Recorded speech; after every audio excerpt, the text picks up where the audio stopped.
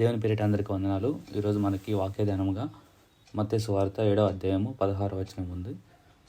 అయితే ఇది వాక్యము నేను చదివినప్పుడు వచ్చింది కాదు, కానీ ఈరోజు కాకపోతే ఫేస్బుక్ నేను వీక్లీ వన్స్ అట్లా ఓపెన్ చేసి ఏమన్నా మన యొక్క రాజకీయాలకు సంబంధించిన న్యూస్ ఉంటాయేమో అని చెప్పేసి ఏమైనా వాల్పేపర్స్ అవి మంచి ఎడిట్ చేసి రాజకీయాలకు సంబంధించినవి ఉంటాయి, వాటిని చూసి నేను నార్మల్గా వాటిని వాట్సాప్ స్టేటస్లో పెడతా ఉంటాను. అలా చూసినప్పుడు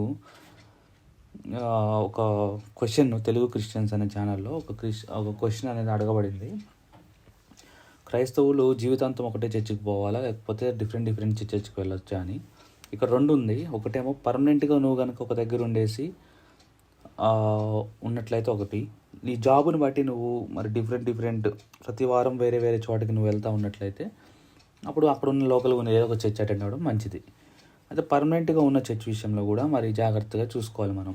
ఏంటంటే మరి ఇక్కడ దేవుడు ఏమంటున్నాడంటే ప్రతిదీ దాన్ని నమ్మబాకండి, ప్రతిదీ నమ్మేసి వెళ్ళబాకండి. మరి నువ్వు ఎట్లా మరి తెలుసుకోవడం ఏ చర్చ్ మంచిది, మరి నేను వెళ్తున్న చర్చ్ కరెక్టే కదా ఎలా తెలుసుకోవాలంటే ముందు నువ్వు బైబిల్ వాక్యాలు కూడా అంటే చర్చ్కి వెళ్తూనే నువ్వు ఈ బైబిల్ కూడా బాగా చదువుకోవాలి. బైబిల్ని ప్రతి ఒక్క వచనాన్ని ధ్యానించాలి. ప్రతి ఒక్క విషయాన్ని ధ్యానించినప్పుడు నీకు అర్థమవుతుంది. అప్పుడు నీకు ఆ యొక్క చర్చ్ యొక్క మరి థింగ్స్ ఏవైతే పాస్టర్ గారు చెప్పేవైతున్నాయో బైబిల్ అనుసారంగా ఉన్నాయో లేవని మీకు అర్థమవుతుంది. అప్పుడు ఆ చర్చిలో మీరు కొనసాగాలో లేదు మీకు అర్థమవుతుంది. ఒకవేళ అందుకే దేవుడు ఏమంటాడు, వారి ఫలముల వలన మీరు వారిని తెలుసుకుందరు.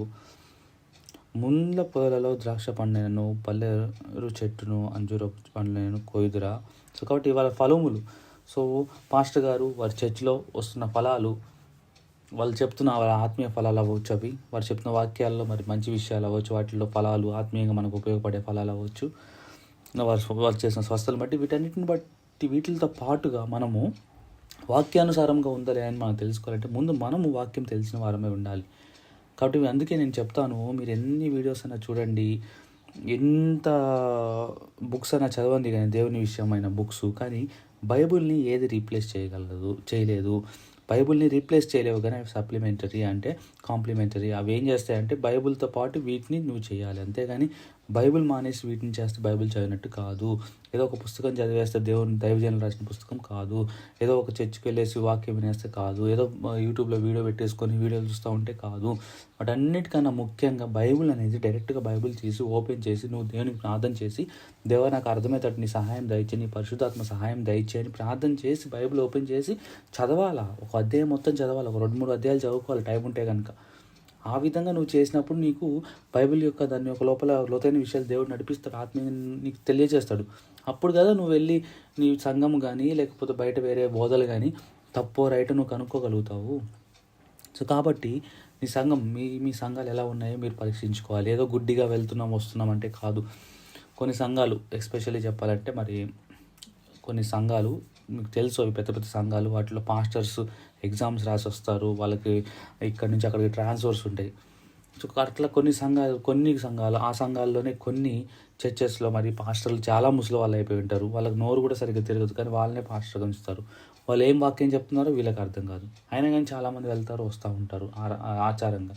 అలా కాదు, స్వచ్ఛమైన వాక్యం దగ్గరికి వెళ్ళాలి. అక్కడ వెళ్ళిన తర్వాత ఒకరు దేవుడిని మాట్లాడుతూ, ఒకవేళ దాంట్లో కనుక నీకు బలంగా మరి వారి ఫలాలు కరెక్ట్గా ఉన్నాయని అనిపిస్తే కనుక ఆ చర్చ్కి నువ్వు స్టిక్ అయిపోయి ఉండాలి. ఆ చర్చ్లోనే నువ్వు పర్మనెంట్గా ఉండిపోవాలి. ఆ చర్చ్లో నువ్వు ఉంటూ పాటు ఆ చర్చ్లో పనుల విషయాల్లో కూడా నువ్వు ముందుకు వెళ్తూ ఉండాలి. ఆ చర్చ్లో నువ్వు డబ్బులు ఇవ్వాలి సేవ కొరకు. అలాగే నీ యొక్క నీ శరీరాన్ని కూడా శ్రమ పెట్టాలి ఆ చర్చ్లో పనుల కోసం. ఆ విధంగా చర్చిలో బలం కోసం. ఒకవేళ కనుక నీకు ఆ చర్చిలో కనుక ఆత్మీయ ఆహారం అనేది ఇంకా కొదువుగా ఉంది, ఇంకా ఎక్కువగా నేర్చుకోవాలనుకుంటున్నా, కానీ మా పాస్టర్ గారు ఇంకా అట్లా చెప్పట్లేదు, ఇంకా నేను లోతులకు నడిపించబడలేకపోతున్నాను అనిపిస్తే కనుక వచ్చి ప్రార్థన చేసి దేవునికి, యేసయ్య మరి నాకు మంచి చర్చి చూపి, ఈ చర్చి కాకపోతే ఇంకో చర్చి చూపి, నువ్వేమో లేకపోతే పాస్టర్ గారితో మాట్లాడి ఇంకా లోతైన విషయాలు మాట్లాడేటట్టు నాతో చేయని చెప్పి దేవునికి ప్రార్థన చేయండి. అంటే మనకి ఇప్పుడు అర్థమవుతుంది ఏంటంటే మొదటిగా ఏ చర్చ్ అయినా మంచిదా చెడ్డదా, లేదా ఆ చర్చికి వెళ్ళాలా వద్దా, లేదా చర్చికి పర్మనెంట్గా వెళ్ళాలా అనే విషయాన్ని వచ్చినప్పుడు ముందుగా నువ్వు చూసుకోవాల్సింది ఏంటంటే నీతో పాటు దేవుని రిలేషన్ అనేది కరెక్ట్గా ఉంటే కనుక నీ నడిపింపు కూడా కరెక్ట్గా ఉంటుంది. నీ రిలేషన్ దేవుడితో కరెక్ట్గా లేకుండా, నువ్వు దేవునికి ప్రార్థన చేయకుండా, నువ్వు దేవుని వాక్యాలు చదవకుండా, నువ్వు బైబిల్ ఓపెన్ చేసి దేవుని వాక్యాలు చదవకుండా, నువ్వు దేవుని వాక్యాన్ని ధ్యానించకుండా, ఉపవాసాలు ఉండకుండా, నీ స్థితి దేవుడితో రిలేషన్షిప్ అనేది కరెక్ట్గా లేకుండా నువ్వు బయట ఉన్న చర్చిని దేన్ని నువ్వు జడ్జ్ చేయలేవు. గుడ్డిగా వెళ్తావు, గుడ్డిగా వస్తావు, అయిపోయింది దేవుని యొక్క మాట నేను పాటించాను అనుకుంటావు. కానీ నిజమైన యొక్క ఆ యొక్క చర్చ్ యొక్క నిజమైన చర్చ్ యొక్క బలాన్ని నువ్వు వాక్యం చదివినప్పుడు తెలుసుకోగలుగుతావు. కాబట్టి ఏ చర్చికి వెళ్ళాలి, పర్మనెంట్గా వెళ్ళాలి, ఇవన్నిటికీ ఆన్సర్ ఏంటంటే నువ్వు దేవునితో సంబంధం ఎలా ఉంది, ఆ సంబంధాన్ని ఇంకా బలపరుచుకొని వాక్యం ద్వారా నువ్వు సంఘాన్ని అనేది ఎన్నుకోవాలి. ఒకవేళ ఎన్నుకున్న సంఘంలో దేవుడు ఒక ఆత్మీయ ఫలాలన్నీ మీకు కనిపిస్తున్నాయి, అన్ని ఆత్మ ఫలాలన్నీ కనిపిస్తున్నాయి, చెప్పే బోధల్లో మరి దేవుని యొక్క వాక్యమే ఉంటుంది, ఎక్స్ట్రాస్ ఉండట్లేదు. సో అలాంటి చర్చ కనుక ఉంటే కనుక దాంట్లో మీరు కంటిన్యూ అయిపోవాలి. అది లేదు మేము రెగ్యులర్గా మేము అటు ఇటు ట్రాన్స్ఫర్ అవుతూ ఉంటాం, లేకపోతే రెగ్యులర్గా నా జాబ్ ఒక దగ్గర ఉండదు, సో నేను వెళ్ళిన దగ్గర ఏదో చర్చ్ అటెండ్ అవ్వచ్చు అంటే అటెండ్ చేయవచ్చు, తప్పు లేదు, దాంట్లో ఎటువంటి తప్పు లేదు. కానీ ఒక సంఘానికి స్టిక్ అయి ఉండడం మంచిది, ఆ సంఘంలో స్టిక్ అయి ఉండి అదే సంఘం కొనసాగడం మంచిది. అలా కాకుండా ఒకవేళ కనుక మీరు ఇదే పని పెట్టుకొని ఏ సంఘం మంచిది, ఏ సంఘం అన్ని మంచి, ఈ సంఘంలో పర్ఫెక్ట్నెస్ లేదు, ఈ సంఘంలో అన్నీ కరెక్ట్గా లేవు, ఈ 2-3 లోటుపాట్లు ఉన్నాయి కాబట్టి నేను ఈ సంఘానికి వెళ్ళాలని అనుకుంటే కనుక సాతాను ఏం చేస్తానంటే ప్రతి సంఘంలో ఏదో ఒక లోటుపాట్లు ఉంటాయి, ఆ లోటుపాట్లు చూపించి ఆ 2-3 లోటుపాట్లు ఏవైతే ఉంటాయి కదా, లోటుపాట్లు అంటే ఏం సింపుల్గా చెప్పాలంటే ఇప్పుడు ఆత్మ సంబంధమైన విషయాలు కాకుండా శారీరక సంబంధమైన విషయాలు. ఫర్ ఎగ్జాంపుల్ అక్కడ ఆ పాస్టర్ గారు మేబీ ప్రేమ విందులు చేయకపోవచ్చు, ఆ పాస్టర్ గారు వచ్చిన వారికి వాటర్ ప్రొవైడ్ చేయకపోవచ్చు, ఇలాంటి విషయాలు. వీటి విషయాలను బట్టి ఆ చర్చికి వెళ్ళను, అసలు ఆ చర్చిలో సరిగ్గా సంఘస్థులు సరిగ్గా ఉంటారు, ఈ సంఘం ఇవన్నీ కాదు. ఆ చర్చిలో నీకు వాక్యం ఎలా ఉంది, ఆ వాక్యం నీకు ఎలా దొరుకుతుంది, అది నువ్వు మెయిన్ కాన్సన్ట్రేషన్ చేయాలి. దాన్ని బట్టి నువ్వు జడ్జ్ చేయి, మంచి చర్చ్.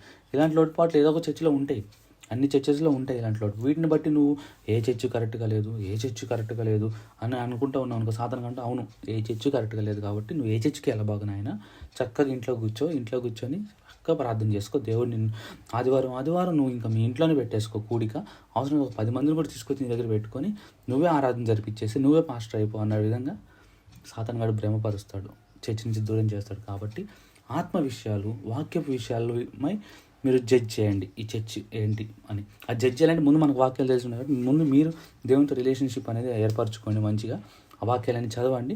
ఆ జ్ఞానంతో మీరు చక్కగా ఈ చర్చ్కి వెళ్ళాలా వద్దా, మరి ఇంకో చర్చ్కి వెళ్ళాలా, మారాలా ఏంటి అనేది దేవుడు అడిగి మీరు నడిపింపులో ముందుకు వెళ్ళండి. అంతేగాని ఏదో మీ మనసు తోసినట్టుగా ఇగో ఈ చర్చిలు ఈ చర్చిలు ఇవన్నీ ఉన్నాయి కాబట్టి మనకు వద్దురా బాబు ఈ చర్చ్, ఇంకో చర్చికి వెళ్దామని ఇట్లా మీ మనసు తోచినట్లుగా చర్చిలు మారకండి. అర్థమైందా? దేవుడి యొక్క చిన్న వాక్యాన్ని దీవించును గాక. ఆమేన్.